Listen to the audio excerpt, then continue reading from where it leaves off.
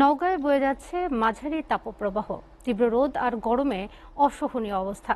মানুষের পাশাপাশি ক্ষতির সম্মুখীন হচ্ছে আম ও লিচু সহ অন্য নানান ফসলও। এ বিষয়ে আরও বিস্তারিত জানাতে নওগাঁ থেকে সরাসরি যুক্ত হচ্ছেন সহকর্মী তৌহিদ ইসলাম। তৌহিদ, স্থানীয় কৃষি কর্মকর্তারা এ বিষয়ে কি ধরনের পরামর্শ দিচ্ছেন চাষিদের? নওগাঁয় কিন্তু সূর্য উদয় থেকে সূর্যাস্ত পর্যন্ত রোদের যে দাপট সেটি কিন্তু বেড়েই চলছে দিনের পর দিন। এতে করে জনজীবনে কিন্তু একটা অস্থিরতা বিরাজ করছেন। শুধুমাত্র জনজীবনেই নয়, এর প্রভাব কিন্তু পড়তে শুরু করেছে সবজির বাজারে। আপনারা জানেন যে নওগাঁয় বিপুল পরিমাণ সবজি উৎপাদন হয়, ধান উৎপাদন হয়। সবচেয়ে বড় বিষয় হচ্ছে নওগাঁতে কিন্তু আম উৎপাদনে কিন্তু অনেক জেলাকে ছাড়িয়ে গেছে নওগাঁয়। আমরা গতকাল সাপাহারে গিয়েছিলাম, সেখানে ব্যাপক পরিমাণে আম চাষ হয়। আমরা বেশ কয়েকজন আম চাষির সঙ্গে কথা বলেছি, তারা যেটি বলছেন অতিরিক্ত তাপদাহের কারণে কিন্তু আম ঝরে পড়ে যাচ্ছে।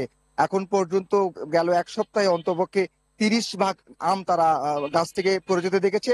আসলে তারা আসলে নিরুপায়, কিছু বলতে পারছেন না যে কিভাবে এই আমগুলো তারা গাছে আটকিয়ে রাখবে। তো কৃষি বিভাগের পক্ষ থেকে বরাবরই বলা হচ্ছে যে এই সময়টাতে কৃষকদের আসলে পানি সেচ দিতে বলা হয়েছে। ইয়াতে আপনার বাগানগুলোতে এবং গাছগুলোতে বেশি পরিমাণ পানি সেচে তারা দিতে বলছেন কৃষকদের। এমনটাই কিন্তু কৃষি বিভাগের পক্ষ থেকে পরামর্শ দেওয়া হচ্ছে কৃষকদের। তবে কৃষকরা বলছেন যে আসলে তারা পানি দিচ্ছে, তারপরও এই যে তাপদাহ এটা এতই যে তীব্র, তারপরও আসলে কোনো কাজ হচ্ছে না। আরেকটি বিষয় লক্ষণীয়, সেটি হচ্ছে যে আপনারা জানেন নওগাঁ একটি বরেন্দ্র অঞ্চল। এই অঞ্চলে বিশেষ করে সাপাহার, পোরশা, নিয়ামতপুর এই অঞ্চলে আসলে পানির সংকট যেটা, সেটি কিন্তু তীব্র আকারে ধারণ করেছে, যার ফলে কিন্তু তারা আসলে পানি দিতে পারছে না। সবচেয়ে বেশি কষ্ট হচ্ছে যারা মাঠে কাজ করছেন। আপনারা জানেন ধান কিন্তু কাটা শুরু হয়েছে। নওগাঁতে ব্যাপক পরিমাণে ধান চাষ হয়। ধান এরই মধ্যে কিন্তু পুরোদমে ধান কাটা শুরু হয়ে গেছে। মাঠে যারা কাজ করছেন যে কৃষকরা, তারা আসলে বেশি ভোগান্তি পোহাতে হচ্ছে। খুব বেশি ধান তারা মাঠে বেশিক্ষণ সময় ধরে কাটতে পারছেন না। একটু ধান কেটে তাদের আবার ছায়াযুক্ত স্থানে নিরাপদে আসতে হচ্ছে, আবার যেতে হচ্ছে। আরেকটি বিষয়, আমরা কিছু আগেই নওগাঁ সদর হাসপাতালে খোঁজ খবর নিয়েছি।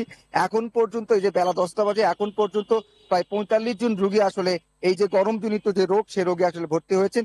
বিশেষ করে বয়স্ক মানুষ এবং শিশুরা বেশি আক্রান্ত হচ্ছেন। চিকিৎসকদের পরামর্শ দেওয়া হচ্ছে যাতে করে এই গরমে অতিরিক্ত কাজ না থাকলে কেউ যেন রোদে বের না হয়, এবং রোদে যেন বের হলে ছাতা বা পানি যেন তারা রাখে, এমনটি কিন্তু পরামর্শ দেওয়া হচ্ছে কৃষকদের পক্ষ থেকে। তো রোদেলে এমনটি ছিল নওগাঁ থেকে সর্বশেষ খবর।